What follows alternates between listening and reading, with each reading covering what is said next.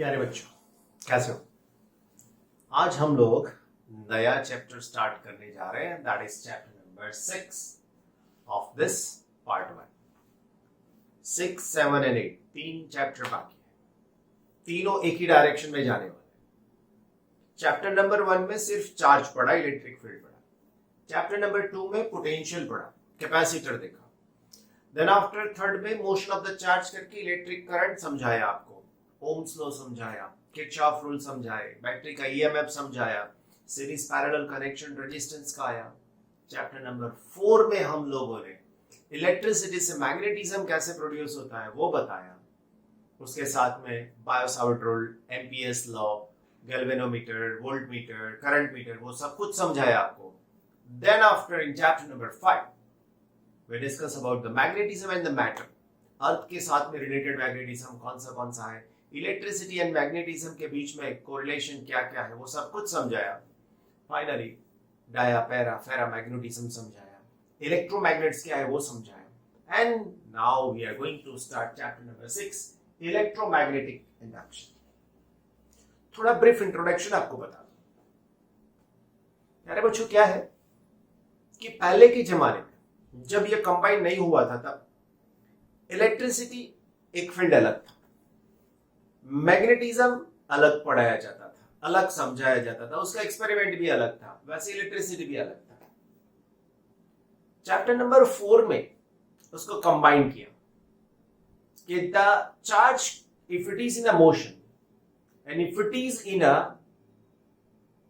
Accelerated motion तो वो electromagnetic waves भी प्रोड्यूस करेगा, but if it is only in a motion then it produce a magnetic field. अभी लोगों के दिमाग में और कुछ आया, क्या आया समझाओ?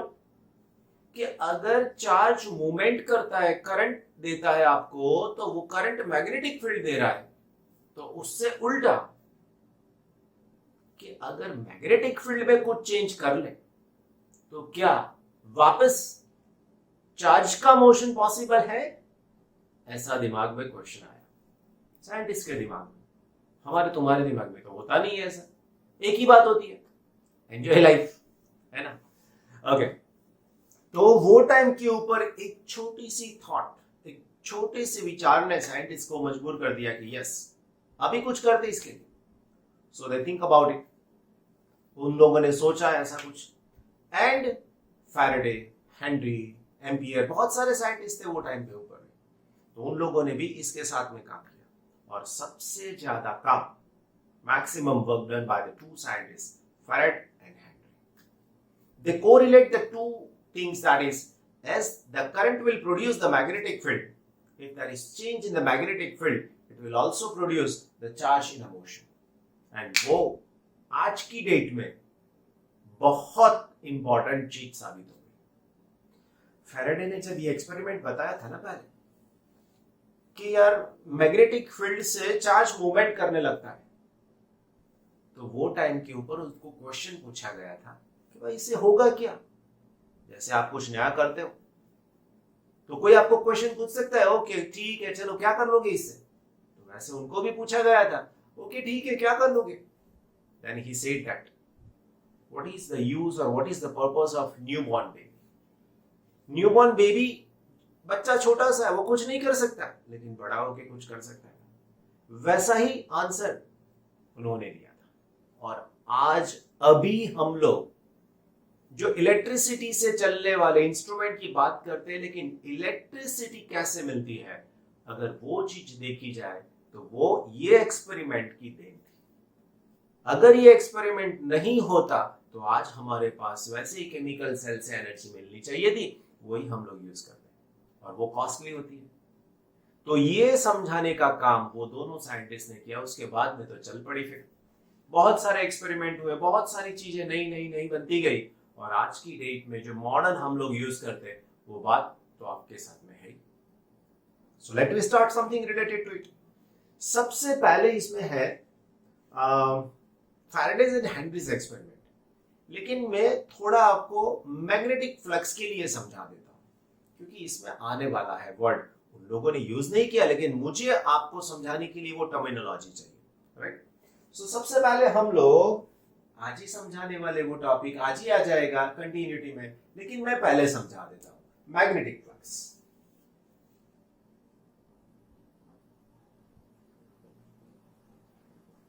बच्चों क्या है magnetic flux? So it is represented by the symbol phi b। उसको आप phi b से रिप्रेजेंट कर सकते हो, isn't it? ना अभी मैंने इसको phi b से रिप्रेजेंट किया बच्चों, तो एक बात यह है कि फ्लक्स इलेक्ट्रिक भी होता है, फ्लक्स मैग्नेटिक भी होता है। यस, हम लोगों ने चैप्टर नंबर 4 में भी समझाया था, चैप्टर नंबर 5 में भी यही समझाया था कि अगर आपके पास कोई ऐसा फील्ड लाइंस है,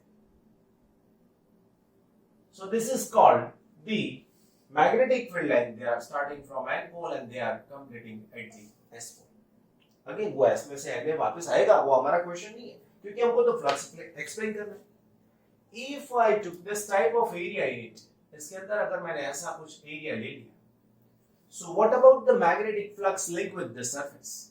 इसके साथ में फ्लक्स कितना लिंक होता है वो समझना है। Suppose the area vector of this one is S and it is perpendicular to it ऐसे, then this is the area vector S। ये S अलग है, ये S अलग है। So this is the area vector and this is the magnetic field। So what about the flux link with this? So my dear friends, the flux link with this phi b is equal to vector b dot vector S। ये हो जाएगा। You can also say that this flux phi b is equal to b into S into cos theta। Dot product है। What is theta? Theta is angle between B and S. B and S के बीच का ये angle है जिसको हम लोग theta बोलते हैं, राइट ना। अभी इसके बाद की बात करें तो अगर मैंने इसको थोड़ा मतलब रोटेट किया ऐसे, तो एंगल बन जाएगा बी एंड एस के बीच में, तो ये एंगल आपको यूज करना है। So now you can say that if theta is equal to 0 then the flux phi b is equal to b into s and it is maximum। If this theta is equal to 90, then this flux phi b is equal to b s cos 90. You know better, cos 90 is 0, so therefore your answer is 0. If theta is equal to 180, my dear friends, then flux phi b is equal to minus bs, because okay minus नहीं लिखना है अभी, so it is cos 180 and you know cos 180 is what? Cos 180 is minus 1. So your answer is minus b. Right? So this is my answer. तो ये तीन तरीके से flux कैसे मिलता है? These are the field lines, right? अगर मैंने ये एरिया वेक्टर ऐसे ले लिया, समझो, then this is the situation. If it is like this, perpendicular to it, then this is the situation. If it is like this, then this is the situation. ये chapter में बहुत सारे sums ऐसे होंगे जिसमें ये बहुत ही बड़ा इंपॉर्टेंट रोल करने वाला है, बहुत ही बड़ा important role. Then after what is the unit of this flux? Flux का यूनिट क्या है? सो कई बार फ्लक्स का यूनिट लिखना पड़ता है वेबर, डब्ल्यू, राइट। कोई डब्ल्यू भी नहीं लिखता है तो उसकी जगह पर आप मैग्नेटिक फील्ड के लिए टेस्ला लिख सकते हो, साथ में सरफेस के लिए मीटर स्क्वायर लिख सकते हो। So tesla meter square is the unit of Tesla meter square is the unit of the flux also. Now this is the situation in which the surface is the, you can say, symmetrical. But if surface is of the irregular shape, magnetic field is also the that means non-uniform. This is the uniform magnetic field because the field lines are parallel and they are at equidistance. But if the field lines are like this, see, अगर field lines ऐसी हुई तो क्या कर सकते हो बताओ? So, दो तीन बातें इसके साथ में मैं समझाऊं। सबसे पहली बात बच्चों, यहां पर जो मैग्नेटिक फील्ड होगा वो स्ट्रॉन्ग रहेगा, यहां पे मैग्नेटिक फील्ड होगा वो वीक रहेगा। डायरेक्शन तो एक ही रहेगी बच्चों, this is N pole and this is the S pole, because direction of magnetic field doesn't change from it is N to S, it's remain N to S. Now if I consider one irregular shape area, irregular shape का मतलब आप समझ सकते हो ऐसा, then how can I find out this flux link with this? इसके साथ में लिंक होने वाला फ्लक्स मैं कैसे समझा सकता हूँ? So the flux link with this one can be found with the help of, we are taking any type of area here. The area vector may be in this direction And the magnetic field here is in this direction. So this is magnetic field and this is the area vector S, or you can say that delta S. So now the flux link with this one is, you can say Bi and delta S. So delta phi I. I का मतलब इसी के साथ में related है. So you can say that this is Bi dot delta Si. ऐसा. Now, अभी मुझे ऐसे बहुत सारे एरियाज लेने पड़ेंगे और सबके साथ में मुझे मैग्नेटिक फील्ड फाइंड आउट करना है, तो मैं कैसे करूंगा? So if I want to find out the total magnetic field with this one, then this flux phi is equal to summation delta phi I. I have to write all. All का मतलब सब ले लो, सभी जितने भी surface area आएंगे छोटे छोटे वो सब. And this is equal to, you can say that summation Bi dot delta Si. Right? आप यहां पे भी all लिख सकते हो. ये all का मतलब होता है ऐसे छोटे छोटे सभी एरियाज को ले लेना है. तो ये आप इरेगुलर शेप बॉडी के लिए भी मैग्नेटिक फ्लक्स फाइंड आउट कर सकते हैं. So this is all about the magnetic flux related or link with this one. आई बात समझ? So this is all about it. So important चीज थी पहले बता दी, फिर से मैं बोल रहा हूं. This part is important for the examples. ये चैप्टर्स के सम्स अभी आपको सॉल्व करने हैं, छोटे छोटे जो एमसीक्यू में पूछते हैं, उसके लिए ये बहुत बढ़िया इंपॉर्टेंट रहेगा. राइट. नेक्स्ट, अभी फैराडे एंड हैंडल्स के एक्सपेरिमेंट है. अगर अच्छे से समझ लिए तो आज आपको ख्याल आएगा कि ये सब इलेक्ट्रिसिटी हम लोग जो देख रहे हैं, लाइट देख रहे हैं, जो इंस्ट्रूमेंट चला रहे हैं, वो कैसे काम करते होंगे, वो टाइम के ऊपर सबसे पहले बताने वाले ये थे. आगे बढ़े. 3 एक्सपेरिमेंट फैराडे हेनरी ने जो परफॉर्म किए थे अलग अलग थे, तो वो एक्सपेरिमेंट का कुछ कंक्लूजन समझना है, इसीलिए मैंने पहले से डायग्राम ड्रॉ करके रखी. राइट. आपको भी ड्रॉ करनी पड़ेगी, आपको भी समझना पड़ेगा. एक्सपेरिमेंट नंबर 1 से स्टार्ट करते हैं. एक्सपेरिमेंट नंबर 1 ये कह रहा है, we have a conducting wire coil. These wires are insulated one. Insulated का मतलब समझ सकते हो, ये जो कैप लगा है ना वो इंसुलेट हो जाता है, लेकिन ये प्लास्टिक का. लेकिन यहां पर जो इंसुलेशन लगाया जाता है वो बहुत थिन, बहुत पतला वाला होता है, वार्निश जैसा. वार्निश, राइट, जो पॉलिश वाला मटेरियल आता है वैसा कुछ.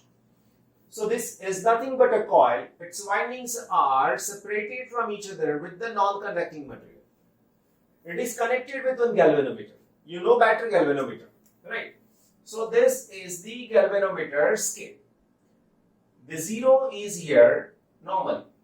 On this side it is 10, 20, 30. On this side it is also 10, 20, 30. If the deflection is on one side, it shows that the current in one direction. If the deflection is on the other side, then it shows the current is in the other direction. Are you understand? Now, this is nothing but a magnet. If you keep the magnet like this, then no deflection shown by this galvanometer. Some important points must be noted down here. As this magnet is moving towards this coil, then what happened?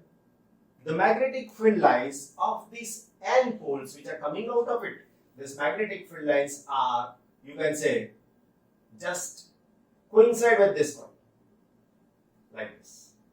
बहुत सारी magnetic field lines ऐसे इसके साथ में link करेंगे. And as this magnet is moving towards it, what happen? More and more magnetic field lines are passing through this coil. As more and more magnetic field lines are passing through this coil, then what happen? So this galvanometer will gives you the deflection in one direction. Suppose if it is like this, then the current is in this direction. So it may give you the deflection in one direction. Same way. As you take this magnet from this point to this point and keep it steady here, automatically this deflection gets 0. At that moment, once you stop the magnet, then it is here. Then after, if you take it back, then there is a reduction of number of field lines which are passing through it. So here it gives you the deflection in the other direction. Important. Second important thing, if you reverse the pole or interchange the pole, in place of N pole, if you are bringing the S pole towards this coil, then initially it will give you the deflection in one direction. Opposite to this one, that means in this direction. Second, as you keep it here again, then it will give you zero deflection. If you take it away from it, then it will give you the deflection in the opposite direction. So what about the conclusion? Conclusion is that the direction of the current is depending on the type of the pole which you are bringing near to the coil. Second, once you stop the magnet motion, then the current is not flowing through it. And third and most important thing, as you take the magnet and as you bring the magnet very fast, then the deflection of this indicator is also very fast. That means अगर आप magnet को बहुत speed में ला रहे हो तो यहाँ पर डिफ्लेक्शन भी स्पीड में होता है, ज्यादा करंट फ्लो होता है. So these are the important point of the experiment number 1. लिखना है आपको. For the experiment number 2, second experiment की बात करें. See, in place of magnet we have a coil. Again same type of coil. This is coil number 1 and this is coil number 2. जैसा यहाँ पर था वैसा ही दोनों coil यहाँ पर. This is made up with the help of conducting wire and some insulating material must be coated over it. This insulating material is such that it is very thin coated. Now, as such, the current is passing through this coil. According to chapter number 4, what can we say? The magnetic field is produced in this coil. It is like a solenoid, right? As such, the magnetic field is producing it. Some magnetic field lines are also linked in this. इसका magnetic field जो है वो इसके साथ में link करने वाला है, like this. ऐसे link होता है. Now, as you move this coil near and away to the coil, then again, this galvanometer shows this type of deflection. अगर इसमें से करंट बंद कर दिया तो कुछ नहीं होने वाला. यहां पर आप ये कॉइल को स्टडी करो और ये कॉइल को मूव कराओगे, then it also gives you the deflection. On the contrary, ये कॉइल की पोजीशन थोड़ा ऊपर ले लो, नीचे ले लो, साइड में ले लो, पीछे ले लो, तो भी वो डिफ्लेक्शन तो दिखाएगा, लेकिन वो डिफ्लेक्शन कम ज्यादा हो सकता है. In place of this one, if you are taking it here and the original coil is here, so the field lines passing through this one is more when compared to this one. So यहाँ पर आपको field lines कम है, so automatically deflection कम ही मिलने वाला है, right? So by this way you are getting the result. ऐसे आपको result मिल सकता है. इसका conclusion क्या होगा? So current is not responsible. यहाँ पे current तो है ही, current तो चाहिए ही चाहिए. But relative motion is must. जैसे यहाँ पर relative motion था, यहाँ पर भी relative motion is also important. अगर आपने ये दोनों कॉइल को स्टडी कर दिया, कुछ नहीं मिलने वाला, भूल जाओ, कुछ नहीं मिलने वाला, right? By this way. But the important thing is that, अभी इसकी बात करते हैं, important. तो important बात ये करते बच्चों, कि अभी थर्ड एक्सपेरिमेंट में जाएंगे. This is experiment number 3. क्या है एक्सपेरिमेंट नंबर 3 में, समझाओ. ये एक्सपेरिमेंट में है बच्चों कि अगर ये की ओपन है, then no current is flowing through it. No deflection is represented by this coil, galvanometer, क्योंकि no flux is linked with this one. This is again coil 1 and coil 2. अभी क्या हो रहा है? Once you press the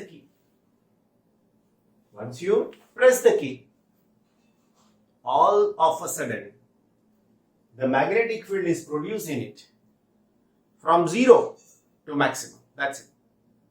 एक बार पहले 0 था, ये ओपन था, ये क्लोज कर दिया तो ये मैक्सिमम हो गया, बस बात खत्म. मतलब ये गैल्वेनोमीटर जोर से एक बार जर्क देके बंद हो जाएगा. सबसे पहला एक्सपेरिमेंट फैरेड ने किया था वो ये था. वो खुद कंफ्यूज हो गए थे कि यार ये कुछ डिफ्लेक्शन ही नहीं दिखा रहा. बट उसका खुद का इंट्यूशन, मतलब उसकी खुद की इंस्पिरेशन ने उसको मदद की है कि once you press the key, at that moment it will gives you the deflection. पहले तो मालूम ही नहीं पड़ा था फैराडे को, क्योंकि हम लोग तो इधर उधर देखते ही रहते. तो बाद में पता चला कि yes, this galvanometer will gives you all of a sudden deflection. Okay, जब की प्रेस की तब ये हुआ था. सेकंड, अगर ये की बंद है, अब ओपन कर देते हैं, so again all of a sudden you are getting second deflection. Conclusion क्या होगा? कंक्लूजन ये होगा कि current is not important my dear friends. Current तो चाहिए ही चाहिए, but important thing is that change in current is important. फिर से बोल रहा हूं, change in current is important in this case. So हर एक एक्सपेरिमेंट का अलग अलग पहलू है. यहां पर मैग्नेट के साथ में ये कॉइल की रिलेटिव मोशन रिस्पॉन्सिबल है. कोई बोलेगा सर मैग्नेट को स्टडी कर दो और इसको मैं यहां से दूर ले जाऊं, नजदीक लाऊं, ऑसिलेशन जैसा कराऊं, तो यस पॉसिबल है. तो यहाँ पे कोई करंट नहीं है, देख लो यहाँ पे कोई बैटरी नहीं है, फिर भी हो रहा है, यहाँ पर ईएमएफ जनरेट हो रहा है. सेकंड, यहाँ पे करंट है, मैग्नेटिक फील्ड है, लेकिन रिलेटिव मोशन नहीं होगा तो कुछ नहीं होने वाला. यहाँ पर करंट होने के बावजूद भी कुछ नहीं मिल रहा. The reason is that we don't want to move any magnet और एनी कॉइल. किसी को भी मूवमेंट नहीं करवाना है, फिर भी यहाँ पर मुझे करंट चाहिए, ये गैल्वेनोमीटर. तो क्या होगा, की को प्रेस किया तब डिफ्लेक्शन मिला, की को बंद करते खोल दिया तब डिफ्लेक्शन मिला. सो क्या रिजल्ट क्या हुआ? So change in current is responsible for it. Current का चेंज रिस्पॉन्सिबल है, current is not responsible. Overall तीनों की मैं बात करूं तो एक लाइन में, the change in the flux is responsible.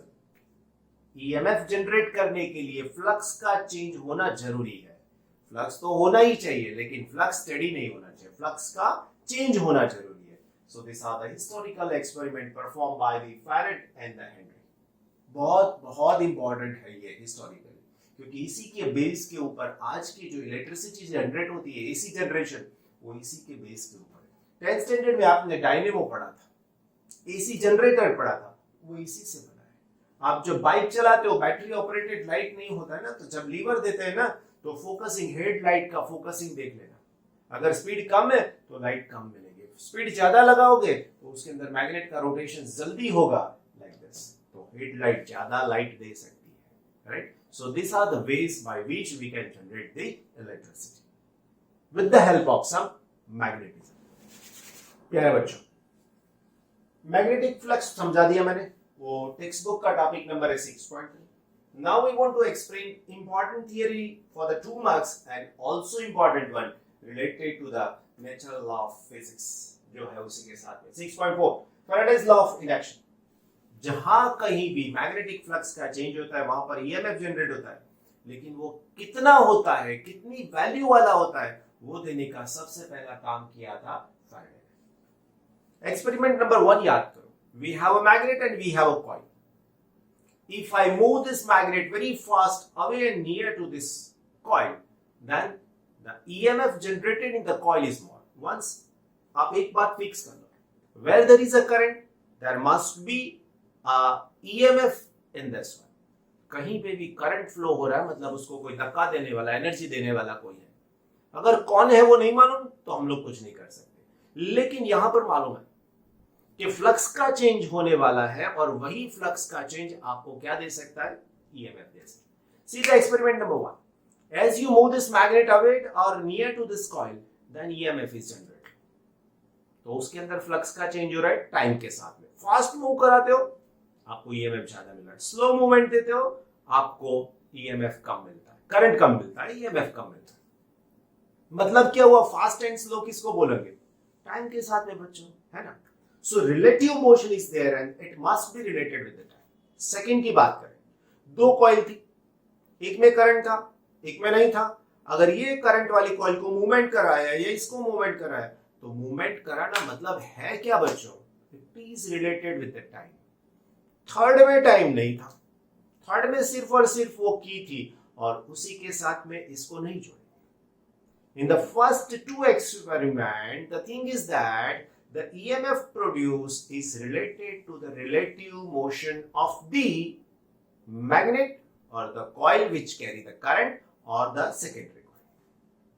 तो अभी इसके साथ में फैराडे ने क्या बताया, the EMF generated in the coil is given by, you can say that this E is equal to minus delta phi by delta T.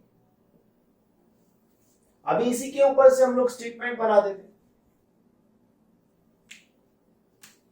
EMF generated in the coil is negative time rate of change of flux. That's it. फिर से एक बार, EMF generated in the coil is equal to the negative time rate of change of flux. बात खत्म, right? मतलब क्या हुआ, जो coil है उसके साथ में जो फ्लक्स का चेंज है पर unit time, it is equal to the EMF produce in it, but it is negative. ये नेगेटिव क्या दे रहा है बच्चों, it is giving you the direction of the current. Negative sign जो है ना वो करंट की डायरेक्शन के साथ में रिलेटेड है, और उसका परफेक्ट रीजन आपको नेक्स्ट आगे एक थियरी है ना लेंस लॉ, उसमें मिल जाएगा। कई बार होता है ना, हम लोग जो सोचते हैं वो नहीं होता है, नहीं सोचते वो होता है। एग्जाम में खास होता है ना, जो लर्न करके जाते हैं वो नहीं पूछते, नहीं पूछते वो लर्न किया हुआ होता है, राइट। वैसा यहां पर भी है, ये नेगेटिव साइन के साथ समझाएंगे उसको, नाम दिया है लेंस। फिर से एक बात, statement, change in the flux, कौन सा flux, magnetic field. So the change in the magnetic flux पर unit time and its negative value is known as the EMF generated in the coil, right? This type of EMF is called the induced EMF. पहले नहीं था, फिर मिला, इसीलिए नाम दे दिया induced। याद करो फर्स्ट चैप्टर को, स्फीयर के ऊपर चार्ज नहीं था, एक प्लास्टिक का रॉड नियर बाई लाए, कुछ मैकेनिज्म एडजस्ट की उसके अंदर, फिर वो चार्ज हो गया स्फीयर। टच तो नहीं करवाया था वो रॉड को, फिर भी वो चार्ज हो गया। The method is induction। तो यहां पर भी इंडक्शन का मतलब पहले कुछ नहीं है कॉइल में, लेकिन ऐसा कुछ किया एक्सटर्नली, टच नहीं किया हम लोगों ने, कुछ किया मैग्नेटिक फील्ड से, then it will gives you the EMF. That's why this method is known as the induction. So यहां पर electromagnetic induction, electromagnetic induction, magnetic field का चेंज हो रहा है, हमको चार्ज का मोशन मिल रहा है, और इसी को नाम दिया है इलेक्ट्रोमैग्नेटिक इंडक्शन, राइट। अभी सपोज मेरे पास कॉइल के अंदर एक ही टर्न है, तो मैं ये फॉर्मूला यूज कर सकता हूं। Suppose there are n turns in the coil, so I have to write this E is equal to minus n into delta phi by delta t।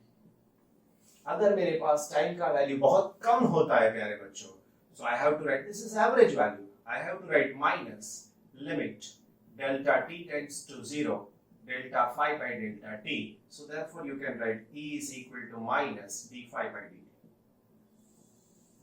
अगर आपको फ्लक्स दिया है तो उसका डिफरेंशिएशन कर दोगे तो आपको उसका ईएमएफ मिल जाएगा। Suppose this phi is equal to 2t square plus 3t plus 1।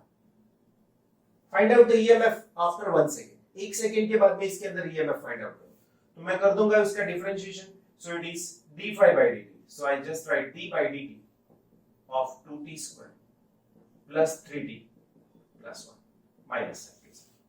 तो अभी 2t स्क्वायर का डिफरेंशिएशन करूंगा तो मुझे मिलेगा 4t, 3t का डिफरेंशिएशन करूंगा तो मुझे मिलेगा 3, 1 का डिफरेंशिएशन हो जाएगा 0, नो नीड टू राइट। ये 1 का डिफरेंशिएशन 0, 3t का 3 एंड यहां पे t स्क्वायर का 2t, तो 4t।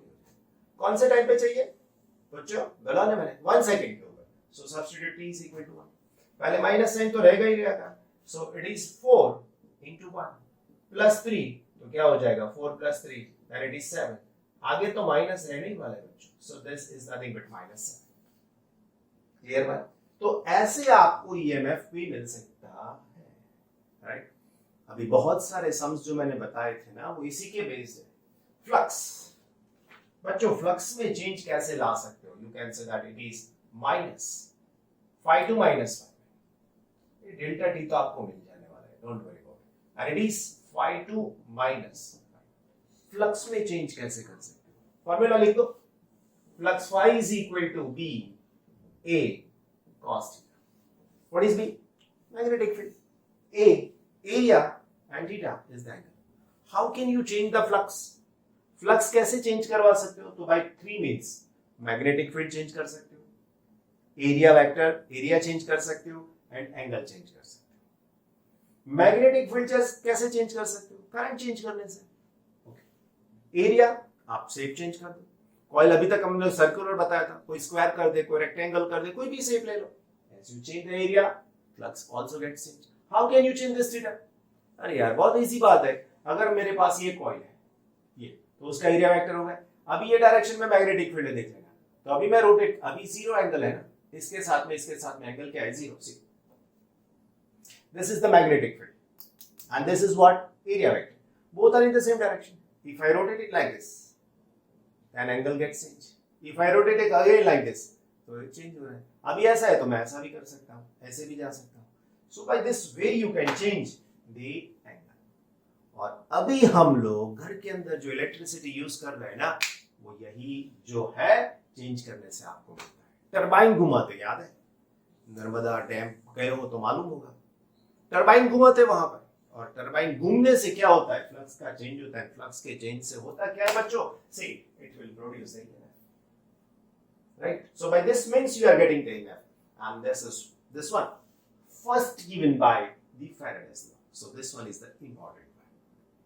कंजर्वेशन लॉ है भाई, हाँ यहाँ पर भी कि इसको रोटेट करवाना है, मूवमेंट लाना है, तो कुछ ना कुछ तो वर्क करना पड़ेगा ना, और इसी से आपको EMF मिलता है। What is EMF? ये सब समझाने से पहले EMF तो मालूम होना चाहिए ना बच्चों। EMF है क्या? This is electromotive force. Actually it is not a force, it is one type of energy to bring the charge from one place to other place. एक प्लेस से, बैटरी के अंदर से दूसरे प्लेस के ऊपर ले जाने के लिए जो एनर्जी चाहिए ना बच्चों, वो है क्या? EMF. So EMF is nothing but the electromotive force. It is not a force, it is one type of energy. एक टाइप की एनर्जी है। एक्चुअल डेफिनेशन दे दो आपको, जो थर्ड चैप्टर में दिया था वो, to bring the unit positive charge from the negative pole of the battery to the positive pole of the battery under the effect of chemical forces, then it is known as the, and the work done is known as the EMF. फिर से एक बार, battery के अंदर unit positive charge को उसके negative terminal से positive terminal के ऊपर ले जाने के लिए केमिकल फोर्स को जो काम करना पड़ता है, उसी को नाम दिया है electromotive force, right? So actually it is not a force, it is the energy. बच्चों हम लोगों ने चैप्टर नंबर 6 में कहां तक थियोरी कंप्लीट की मैंने बताया, वो 6.4, right? Now on the page number 208, first example 6.1।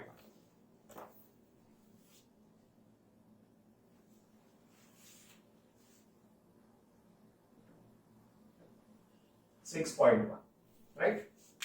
क्या है क्वेश्चन, देखो। Consider experiment 6.2a।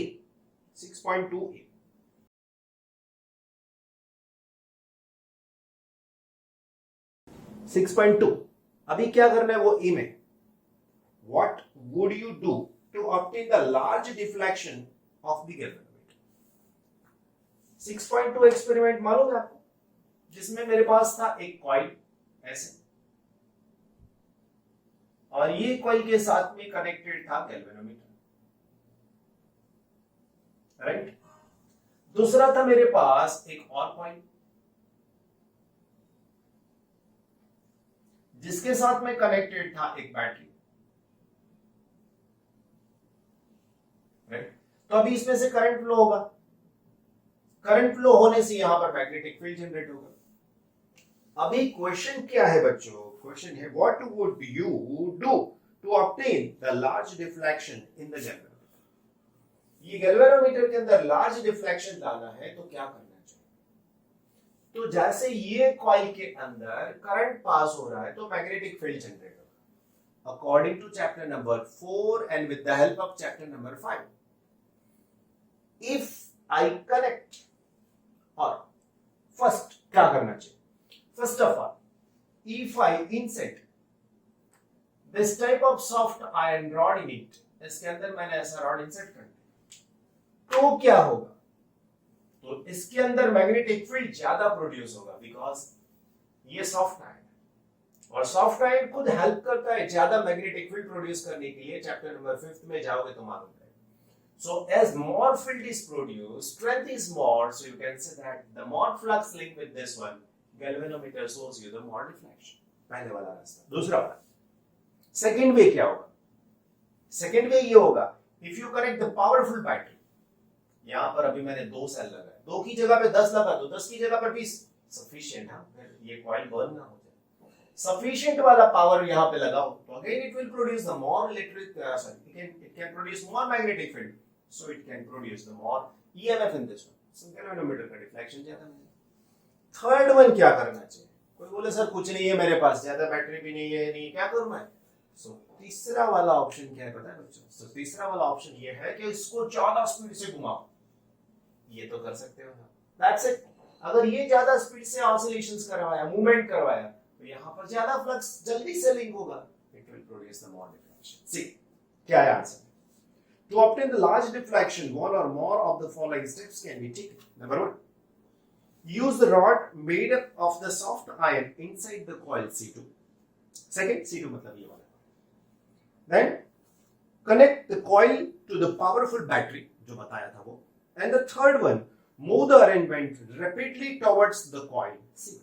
मतलब ज्यादा जल्दी दूर ले जाओ, नजदीक लाओ. Second question. B. How would you demonstrate the presence of an induced current in the absence of the galvanometer? Galvanometer तो बंद हो गया, अभी मैं क्या कर रहा हूं? एक्सपेरिमेंट बंद कर दूं? नहीं भाई, अब एक्सपेरिमेंट बंद करो, ऐसा मत करो।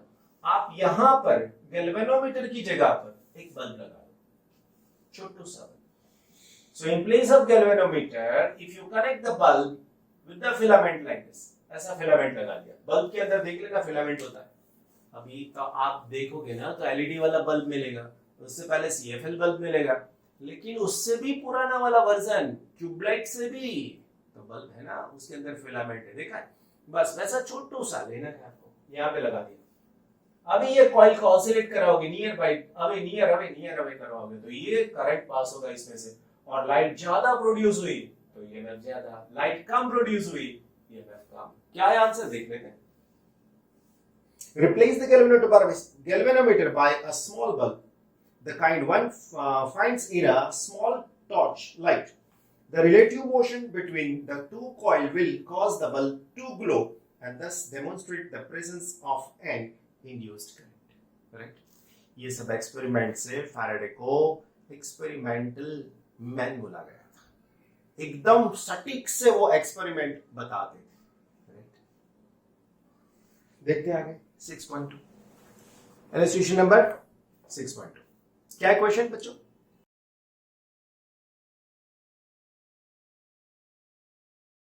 A square lobe of side 10 cm, side का मतलब length, L is equal to 10 cm। अभी मैं एरिया की बात करूं, so area A is equal to L square, तो 10 into 10 हो जाएगा 100, मैंने आंसर ही लिख दिया है ना, 100 सेंटीमीटर स्क्वायर, राइट? अभी सेंटीमीटर स्क्वायर का मीटर स्क्वायर करना पड़ेगा, तो यहां पर मैं लिख सकता हूं 100 into 10 to the power minus 4 metre square, और हो जाएगा 10 to the power minus 2 metre square. ये छोटी छोटी मिस्टेक आपका आंसर गलत कर देती है, सो इसीलिए ध्यान में रखना है। एंड इट्स रेजिस्टेंस इज 0.5 ओम, सो उसका रेजिस्टेंस R जो है वो 0.5 ओम है। उसके बाद is placed vertically in the east west plane, vertically like this, ऐसे नॉर्थ साउथ ईस्ट वेस्ट कैसे रखा है मालूम? Okay, a uniform magnetic field of 0.1 Tesla, मतलब मैग्नेटिक फील्ड की स्ट्रेंथ दी है B is equal to 0.1 Tesla, is set up across the plane in the northeast direction। अभी देखो ये नॉर्थ, ये south, this one is the east and this one is the west। अभी magnetic field कैसे रखा है आपको?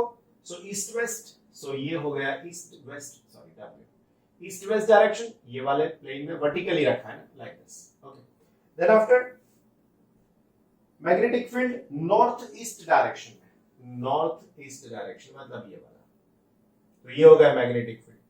कुछ नहीं बोला है, मतलब exactly at the degree 45 degree, so here you can just justify that theta is equal to 45, कुछ नहीं बोला है, नॉर्थ ईस्ट बोल दिया मतलब उसका एग्जैक्टली मिड पॉइंट मतलब एंगल की बात करें तो 45 हो जाएगा।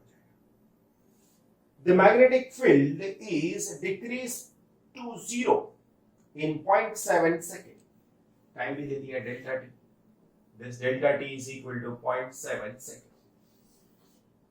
Steady rate determine the magnitude of induced EMF and current through this current during this time। आपको EMF भी फाइंड आउट करना है, साथ में आपको करंट भी चाहिए। So first of all, what is EMF? So EMF in a coil is E is equal to minus delta phi by delta t। Minus sign तो रखनी है, लास्ट में आपको वैल्यू ली जाए ना तब ये बोल देना यस इट इज। अभी डेल्टा टी बच्चों क्या होगा? बच्चों डेल्टा टी हो जाएगा 0.7। अब ये डेल्टा फाई क्या होना चाहिए? सो it is minus 5 to minus 5। लेकिन बता दिया है कि एंड में तो फ्लक्स जीरो हो जाता है, सो आपको लिखना है minus, this is zero, and अभी आपको चाहिए फ्लक्स इनिशियली कितना होता है, दैट्स इट। अभी इनिशियली फ्लक्स कितना है बच्चों, so initial flux is phi is equal to, क्या रखूंगा मैं formula, phi is equal to ba cos theta, right. बच्चों b कितना है, देख लो जल्दी से पॉइंट पर, राइट।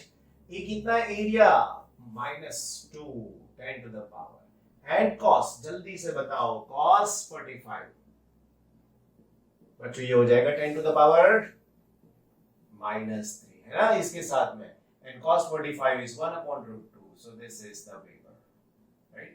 तो ये फ्लक्स इतना हो गया, right, and the final flux is 0, flux 2 is 0, flux 2 is 0, flux 5, so it is minus 10 to the power -3 and divided by √2। आई बात समझ में कि नहीं आई, आ गई। So therefore now this E is equal to what, so ये minus minus plus हो जाएगा, 10 to the power -3 divided by √2 and then points, सही है। अभी मल्टीप्लाई डिवीजन जो कुछ भी करना है कर दो और E का आंसर ले लो, this E is equal to, आपको दे दिया है answer 1 into 10 to the power -3 volt, 1/√2 का आंसर 0.707 और ये 0.7 कैंसिल हो जाएगा, so 1, okay, and this is equal to 1 millivolt भी लिख सकते हो। दूसरा आपको चाहिए current, so current I is equal to what, current I is equal to, what can I say, it is E upon R, this is E upon R, so how can I find it, E upon R, so it is E 10 to the power -3, बच्चों current के साथ में तो resistance चाहिए ना, so it is 0.5, so what about the current, 0.5 के साथ में, so this is 2 into 10 to the power -3 ampere, so what about I, so I is equal to 2 milliampere, right, so this is your answer, good, कोई तकलीफ समझने में नहीं, right, तो ये तरीके से आपको आंसर लाना पड़ेगा। That's all for today, next lecture में इसे